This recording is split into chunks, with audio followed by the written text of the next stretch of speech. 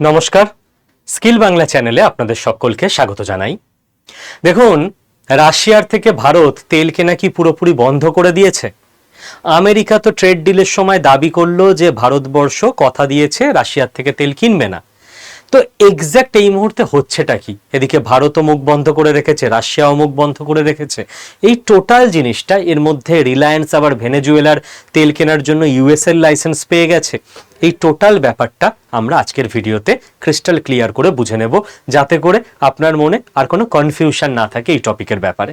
দেখুন, প্রথম কথা হচ্ছে 2022 সাল থেকে শুরু করে জানুয়ারি 2026 পর্যন্ত রাশিয়া ছিল ভারতের সব থেকে একদম টপ লিস্টে, যেখান থেকে আমরা ক্রুড অয়েল সব থেকে বেশি এক্সপোর্ট করি, নাম্বার 1-এ।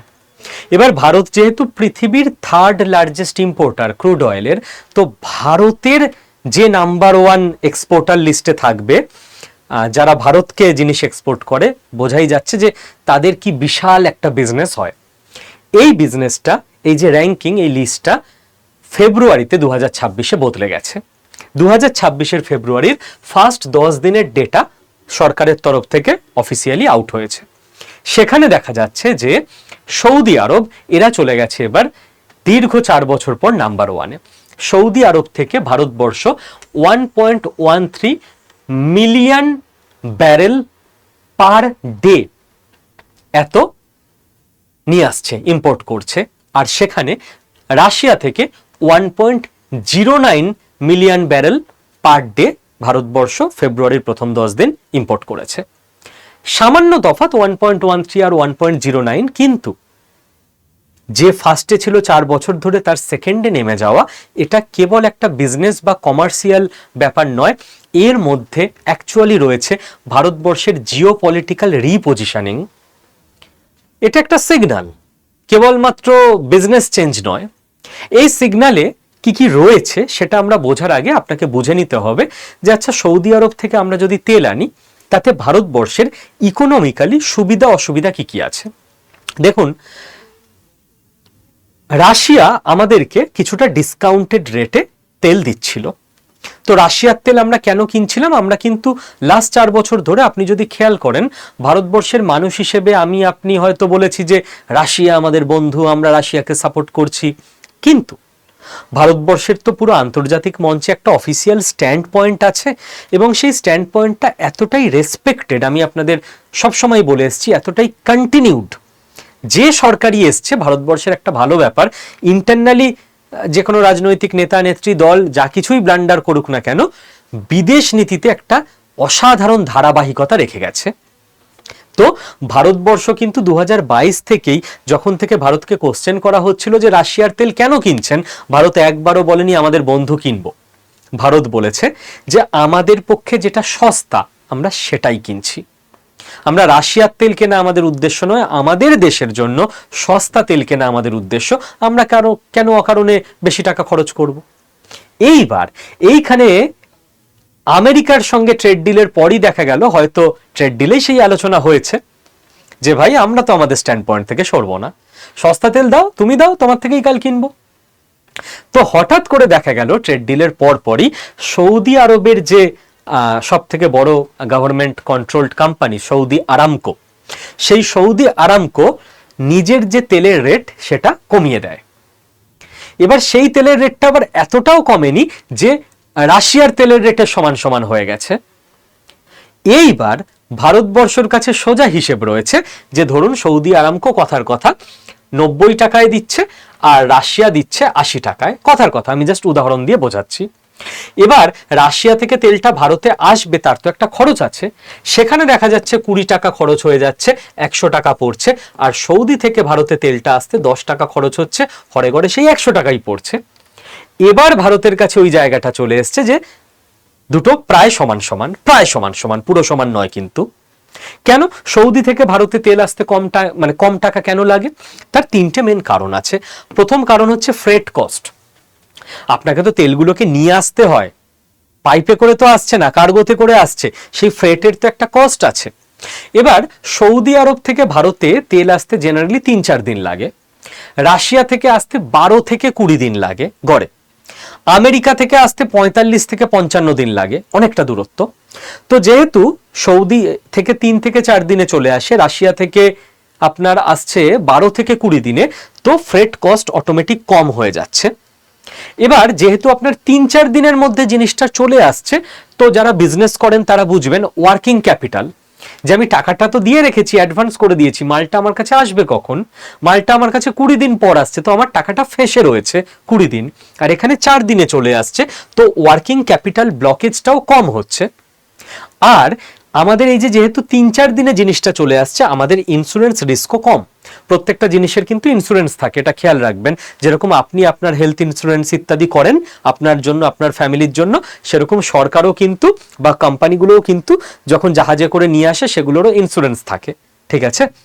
তো এই 3টে কম হবার ফলে দেখা যাচ্ছে যে এইবার রাশিয়ার তেলের সমান সমান খরচে আমরা সৌদির তেল পেয়ে যাচ্ছি। তো ভারতবর্ষ এইবার নিজের, দেখুন ভারতবর্ষ নিজের পলিসিতে একইভাবে স্টিক করে আছে, যেখান থেকে আমরা আমাদের জন্য সস্তায় পাবো আমরা সেখান থেকে নেব। স্যার রাশিয়া তো আমাদের বন্ধু, স্যার রাশিয়া আমাদের ফ্রিতে দিত, বন্ধু হলে তো 2 ব্যারেল তেল ফ্রিতে পাঠাতে পারতো। তো ইয়েস, রাশিয়ার সঙ্গে আমাদের long term planning agenda aligned, জিওপলিটিক্সে বন্ধু হয় না, অ্যালাইন্ড হয়, সেই জন্য যাতে করে দুটো দেশেরই কিছু কমন এজেন্ডা ওভারল্যাপ করতো বা এখনো করে, সেই জন্য আমরা ফ্রেন্ডলি নেশন। অন্য কোনো বন্ধু বন্ধুর ব্যাপার নেই, তাহলে তো ফ্রিতে দিত, কেউ ফ্রিতে দেয় না, ইন্ডিয়াও দেয় না। ওকে, তো ইন্ডিয়ার কাছে এখন এই মুহূর্তে ইউনিট ইকোনমিক্সটা এইরকম। এবার কথা হচ্ছে ইন্ডিয়াকে এটাও ভাবতে হয়, পুরোটাই প্ল্যানিং অ্যান্ড ক্যালকুলেশন, কোনো আবেগের ব্যাপার নেই, যে আচ্ছা সৌদির তেল তো ভাই আমি মোটামুটি একই রেটে পেয়ে যাব, এবং তাতে করে খানিকটা আমেরিকা খুশিও হবে যে চলো রাশিয়ার তেল আমরা কেনা কমিয়ে দিয়েছি, আমরা রাশিয়া ইউক্রেনের যুদ্ধ ফান্ডিং করছি না, সৌদির সঙ্গে আমেরিকার সম্পর্কও ভালো। দেখুন, কাউকে খুশি করা আমাদের উদ্দেশ্য নয়, কিন্তু স্টেপ আমাদের সেভাবেই নিতে হবে যাতে করে আমাদের উদ্দেশ্যটা ফুলফিল হওয়ার পর এক্সট্রা বেনিফিট হিসেবে কেউ যদি খুশি হয়ে যায়, যার সঙ্গে আমরা আবার অন্য কোনো ফায়দা পেয়ে যাব, তো ওকে। আপনি খেয়াল করে দেখুন তো, আপনি কি আপনার ডেলি পলিটিক্স, আপনার ফ্যামিলি পলিটিক্স, আপনার পাড়ার পলিটিক্স, আপনার গ্রামের পলিটিক্স এইভাবেই করেন না? যে দুটো মুদিখানার দোকান আছে, আপনি রামবাবুর থেকে কেনেন জিনিস, এদিকে শ্যামবাবুর থেকে কেনেন না, কিন্তু শ্যামবাবুর দাদার সঙ্গে আপনার অন্য কোনো ডিল একটু করতে হবে, শ্যামবাবুর দাদার পুকুরটা আপনি লিজে নিতে চান, কিন্তু কথা এগোতে পারছেন না কারণ সম্পর্কই নেই। যদি একই দামে মোটামুটি মুদি সদাই পাওয়া যায়, আপনি হয়তো সেই সময় শ্যামবাবুর দোকান থেকে কিনতে শুরু করবেন, দিয়ে আরে শ্যাম তোমার এখান থেকেই তো মালপত্র নিচ্ছি, তা দাদার পুকুরটা লিজের কথা কিছু ভাবছো নাকি? আপনি আপনার পলিটিক্স এইভাবেই চালান গ্রামে, আমাদের বিদেশ দপ্তর এইভাবেই চালায়, এরকম কোনো ব্যাপার নেই যে ওর থেকেই মুদি সদাই নিতেই হবে, আমি একদম দাসখত দিয়ে রেখে দিয়েছি, মোটামুটি দাম একই রকম পেলে আমি ভাববো সুইচ করার কথা। তো এবার ইন্ডিয়াকে ভাবতে হচ্ছে ক্যালকুলেশন কতটা গভীর করতে হয়, যে সৌদি কি তেল আমাদের সাপ্লাই দিয়ে যেতে পারবে, অতটা প্রোডাকশন ওর আছে তো, শ্যামবাবুর মুদি সদয়ের দোকানে জিনিসপত্র থাকে তো ঠিকঠাক, যেমন জিনিস নিতে গিয়ে দেখছি জিনিসই নেই। তো এখানে আপনাকে বলে রাখি যে এটাকে বলা হয় স্পেয়ার প্রোডাকশন ক্যাপাসিটি, যে ডিমান্ড বাড়লে সে ক্যাপাসিটি বাড়াতে পারবে কিনা। ইয়েস, সৌদির স্পেয়ার প্রোডাকশন ক্যাপাসিটি আছে, ও সাপ্লাই বাড়াতে পারবে। অ্যান্ড সৌদি ওপেক গ্রুপকে লিড করে, তো ওপেক থেকেও সৌদি তেল এনে দিয়ে দিতে পারবে, সেই ক্ষমতা সৌদি আরবের আছে। দেখুন কিরকম ভাবে প্রত্যেকটা জিনিস কোরিলেটেড। অনেকেই হঠাৎ করে আমি দেখি কমেন্ট করেন যারা জিওপলিটিক্স অতটা গভীরে বোঝেন না, সৌদি আরব এই ইস্যুতে পাকিস্তানের প্রতি স্ট্যান্ড পয়েন্ট নিয়েছে, ভারত কেন সৌদি আরবকে বয়কট করছে না? আচ্ছা তেল ছাড়া আপনি চালাতে পারবেন, ভারত বয়কট করে দিল, মোদিজির কি গেছে আসছে, মোদিজি বললো নে দেশের মানুষ চাইছে বয়কট, বয়কট, তা আপনার তেল ছাড়া চলবে, পরের দিন আবার আপনি আন্দোলনে বসবেন না তো যে দেশে কেন তেল নেই? আপনি আত্মনির্ভর হয়েছেন, আপনি বাড়িতে সোলার প্যানেল বসিয়েছেন যে সৌদির তেল আমাদের লাগবে না, আমরা আত্মনির্ভর, মোদিজি বয়কট করে দিন সৌদিকে। না স্যার সোলার প্যানেলের স্যার অনেক দাম। আচ্ছা তাহলে আপনি আত্মনির্ভর হননি, দেশ আত্মনির্ভর হয়নি, কিন্তু আপনি চান দেশের বিদেশ মন্ত্রক এমন একটা সিদ্ধান্ত নিয়ে নিক যাতে করে 5 দিন পর দেশে আর পেট্রোল না থাকে, আপনি আবার আন্দোলনে বসে যাবেন। স্যার আমেরিকার সঙ্গে স্যার বয়কট, স্যার অনেক সময় কমেন্টে দেখি আমি, ট্রেড ডিল করতে হবে না স্যার।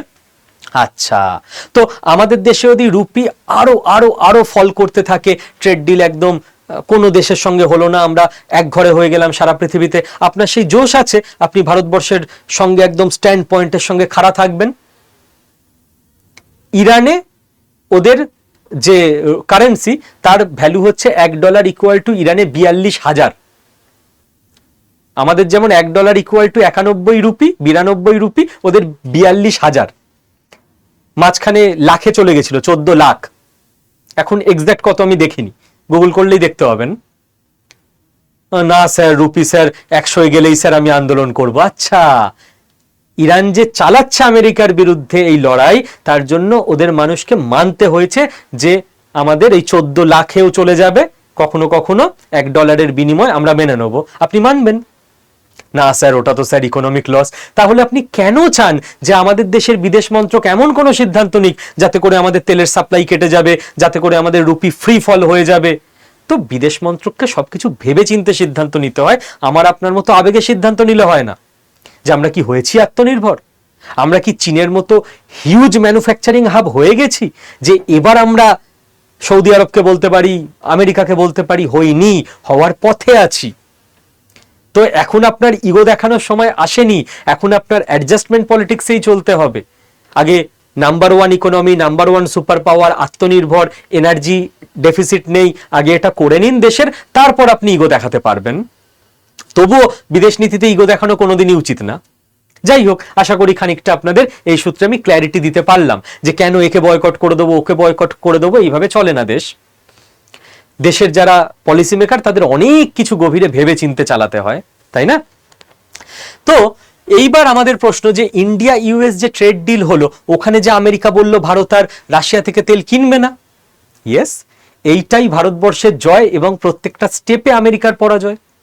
আমেরিকা অফিসিয়ালি ঘোষণা করে দেওয়ার পর যে ভারত কমিট করেছে আর রাশিয়া থেকে তেল কিনবে না, ভারতবর্ষর এক ইম্পোর্টার লিস্টে, মানে যেখান থেকে ভারতবর্ষ তেল আমদানি করে, সেই লিস্টে রাশিয়া সেকেন্ডে। এখনো ফেব্রুয়ারির 1 থেকে 10 তারিখ, ট্রেড ডিল হয়ে গেছে জানুয়ারিতে, মানে ডোনাল্ড ট্রাম্প ঘোষণা করে দিয়েছে।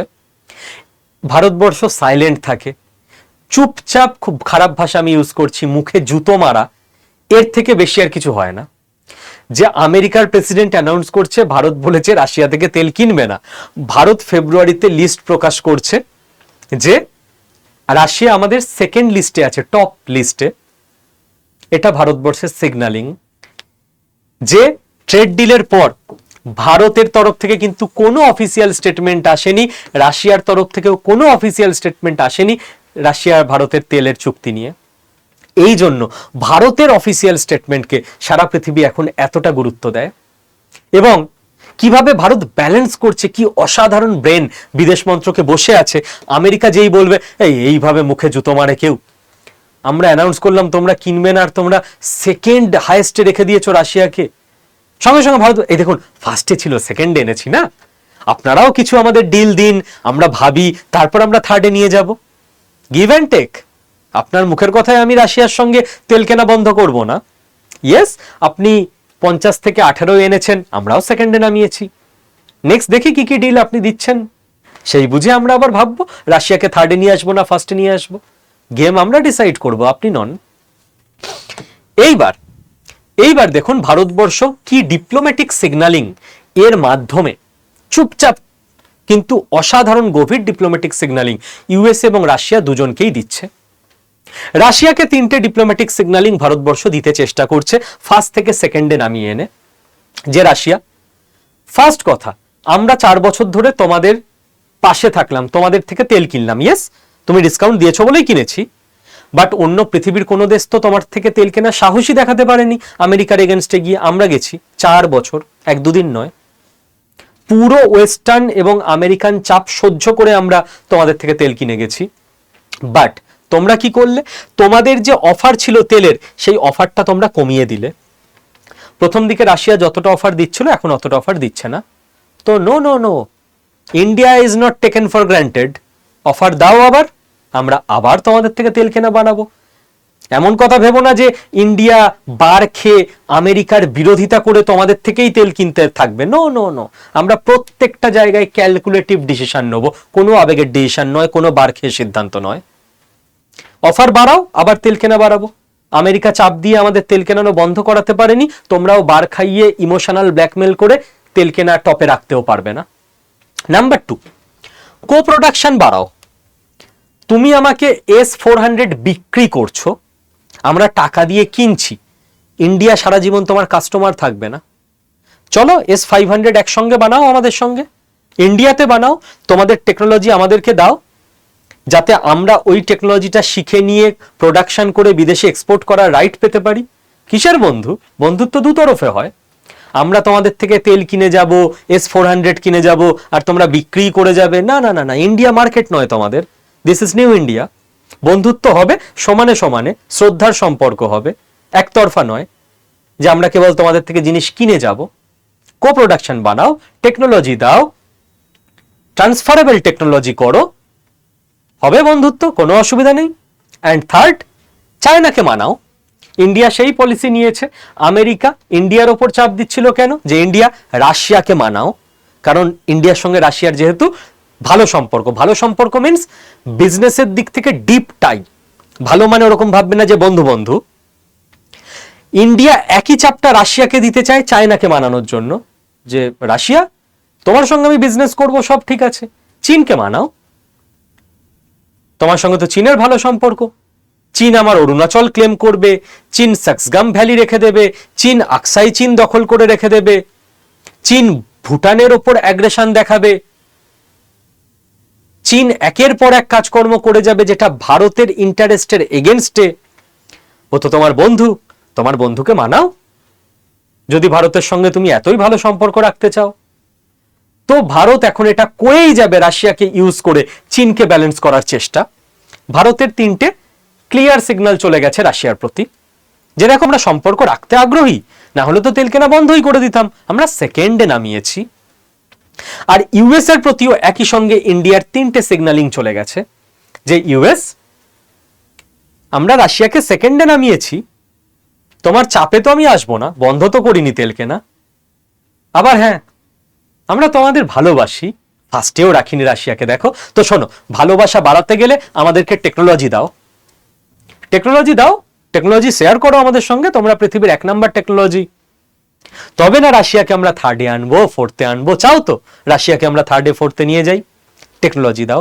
আর শোনো, আমাদের কম্পিটিটিভনেস দিতে হবে, মানে পাকিস্তানের যদি 19% থাকে, বাংলাদেশের যদি কিছু ক্ষেত্রে 0% হয়ে যায় টেক্সটাইলের ক্ষেত্রে যে ট্যারিফ, তো আমাদেরও দাও 0%, আমাদেরও দাও 10%, 15%। কম্পিটিটিভনেস তো দিতে হবে আমাদেরকে তোমাদের মার্কেটে, রাশিয়াকে 3rd-এ পাঠাতে হবে না। আর শোনো ভাই, গ্লোবাল সাউথের নেতা হিসেবে আমাদেরকেই মান্যতা দিতে হবে। তোমরা পৃথিবীর নেতা, সারা পৃথিবী মানছে। আমরা এখনই বিশ্বকে লিড করতে চাইছি না, কিন্তু গ্লোবাল সাউথ, তার লিডার ভারতবর্ষ, অ্যাকসেপ্ট করো, ভারতকে সম্মান দাও, ইন্টারন্যাশনাল মঞ্চ বানাও যেখানে ভারতের ভয়েসের খুব ইম্পর্টেন্স হবে। রাশিয়াকে 3rd-এ 4th-এ আনতে হবে না, করব আমরা, ভেবে দেখব, নো ইস্যু। আমরা সমস্ত দিকে আছি যেখানে ভারতের স্বার্থ রয়েছে, অন্য কোনো দিকে আমরা নেই। এবং টোটাল জিনিসটা আশা করি আপনাকে বোঝাতে পারলাম যে জিওপলিটিক্যাল রিপোজিশনিং এবং ডিপ্লোম্যাটিক সিগন্যালিং ভারতবর্ষ এই মুহূর্তে কিভাবে করছে, অয়েলের মেসেজ দিয়ে। আর একটা ব্যাপার এই সূত্রেই আপনাদের বলে রাখি যে ভেনেজুয়েলার এটাও ভারতবর্ষের 2022 থেকে ডিমান্ড। 2022 থেকে যখনই ডক্টর জয়শঙ্করকে আমেরিকা এবং ইউরোপের জার্নালিস্টরা বলতো আপনারা রাশিয়ার তেল কেন কিনছেন, ডক্টর জয়শঙ্কর তখন থেকে বলতেন তো ভেনেজুয়েলার তেল খুলে দিন, ভেনেজুয়েলার তেল আপনি আসতে দেবেন না ইন্ডিয়ায়, রাশিয়ার তেল আমরা কিনবো না, তা আমরা কেন দামি তেল কিনবো, অকারণে আমরা কেন টাকা খরচ করব। তো ভেনেজুয়েলার ইস্যু ভারত 2022 থেকে হিট করে গেছে। এতদিন রিলায়েন্স, আমাদের যে মেন, অন্য অনেক কোম্পানি আছে, রিলায়েন্স মেন তেল কেনে ভারতের হয়ে, মুকেশ আম্বানির কোম্পানি। ভেনেজুয়েলা থেকে কিছু তেল লুকিয়ে লুকিয়ে কিনতো, বাট লুকিয়ে, পুরো সেকেন্ডারি ইয়ে লাগিয়ে রেখেছিল স্যাংশন আমেরিকা, যার ফলে ভেনেজুয়েলা থেকে কেনা যেত না। এইবার ইউএস পিছু হটে রিলায়েন্স কোম্পানিকে লাইসেন্স দিয়ে দিয়েছে যে তোমরা লিগালি এবার ভেনেজুয়েলা থেকে তেল কিনতে পারো। ভারতবর্ষের বিগ ডিপ্লোম্যাটিক উইন। কারণ আমেরিকা যতই সারা পৃথিবীকে বোঝাতে চাক না কেন, এই তো এখন তো ভেনেজুয়েলা আমাদের কন্ট্রোলে চলে এসছে, ওই জন্য এখন আমরা দয়া করে ভারতবর্ষকে ভেনেজুয়েলার তেল কেনার লাইসেন্স দিলাম। নো, নট দয়া। ভারতবর্ষ এই একই ইস্যুতে ভারতবর্ষ নিজের স্ট্যান্ড পয়েন্ট চেঞ্জ করেনি, এটা সব থেকে বড় ব্যাপার। 2022 থেকে বলে যাচ্ছে রাশিয়ার তেল কেনা কমাবো, ভেনেজুয়েলার তেল দাও কম টাকায়। তো ভারতবর্ষের শর্ত আমেরিকা মানতে বাধ্য হলো। ইয়েস, ভেনেজুয়েলাকে নিজের হাতে নিয়ে মানতে বাধ্য হয়েছে, বাট মানতে বাধ্য হলো। ভারত তখনই রাশিয়াকে 1 থেকে 2 পাঠাচ্ছে। পুরোনো ভিডিও আপনারা দেখে নিতে পারবেন ডক্টর এস জয়শঙ্করের। তো আশা করি টোটাল অয়েল পলিটিক্স কিভাবে ভারতবর্ষ ব্যালেন্স করে যাচ্ছে, মারাত্মক রিস্কি কাজ হচ্ছে, বাট ভারতবর্ষ খেলছে এই গেমটা, একদিকে আমেরিকা একদিকে রাশিয়াকে রেখে, সেটা আপনাদেরকে বোঝাতে পারলাম। এবার কয়েকটা ঘোষণা আছে যাতে করে সবার উপকার হয়। ফ্রি কোর্সে কারোর কোনো ক্লাস করতে প্রবলেম, আমি আমার টিমের নাম্বার দিয়ে দিচ্ছি, দয়া করে নোট ডাউন করে নিন। অন্য কোনো চ্যানেল এইভাবে করে বলে আমার মনে হয় না, কিন্তু আমি মনে করি এটা আমার দায়িত্ব। কোনো স্টুডেন্ট ভর্তি হয়েছে, টাকা দিয়ে হোক ফ্রিতে হোক, সে ক্লাস যাতে করতে পারে তার জন্য একটা গোটা টিম আমরা বসিয়ে রাখি। সেই টিমের স্যালারি আছে, খরচ আছে, আমি বলি হোক খরচ। ইনস্টিটিউট চালাতে গেলে ইনস্টিটিউট সার্ভাইভ করার জন্য যেটুকু টাকা দরকার ওইটুকু প্রফিট আমাদের যেন হয়। আমাদের প্রচুর প্রফিট দরকার নেই। অন্য কোনো ইনস্টিটিউট হলে এত সব টিম বানাবে না। টাকা নেওয়া হয়ে গেছে স্টুডেন্টের থেকে, আবার সাপোর্ট কি? আমি বলি না, রেপুটেশনের ওপর ভিত্তি করে স্কিল বাংলা বেঁচে আছে, আড্ডা 24/7 বেঁচে আছে। তো স্টুডেন্টকে সাপোর্ট দিয়ে যেতে হবে লাস্ট দিন পর্যন্ত। তো আমাদের সাপোর্ট হেল্পলাইন নাম্বার প্রত্যেকে ফোনে নোট করে নিন। এই নাম্বারে কল করার পর 2 প্রেস করতে হবে, ঠিক আছে? যারা স্টক মার্কেট কোর্সে ভর্তি হয়েছেন, অনেকে এখনো জানেন না, আমি মাঝে মধ্যেই বলে যাব, আমার দায়িত্ব এটা। প্রত্যেক রবিবার সকাল 11টায় Q&A session, question answer live session হয়। টাইম থাকলে রবিবার সকাল 11টায় জয়েন করবেন। জয়েন করতে প্রবলেম হচ্ছে, ভিডিও দেখতে প্রবলেম হচ্ছে, স্যার আমি তো জানি না কোথায় কন্ট্যাক্ট করব, তাহলে আমি ঠকে গেলাম। স্কিল বাংলায় কেউ ঠকবেন না, শুভদীপ বিশ্বাস কথা দিলে কথা রাখে। পুরো নাম্বার দিয়ে দিলাম, সোম থেকে শনি অফিস টাইমে এই নাম্বারে ফোন করে 2 প্রেস করবেন। আপনার যা প্রবলেম, ভিডিও দেখতে প্রবলেম হচ্ছে, লাইভ ক্লাসে জয়েন করতে প্রবলেম হচ্ছে, যদি হয়, আমাদের অ্যাপে কোনো প্রবলেম নেই। অনেকে আপনারা যেহেতু অতটা টেক সেভি নন, সিনিয়র সিটিজেন, বুঝতে পারছেন না, তার জন্য কি করে অ্যাপ ইউজ করবেন, আমাদের টিম বসে আছে গাইড করার জন্য।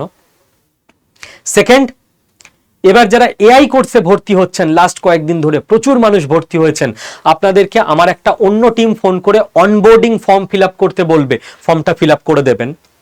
আশা করি অনেকে করেছেন, যারা করেছেন কমেন্টে একবার জানাবেন যে অনবোর্ডিং কমপ্লিট।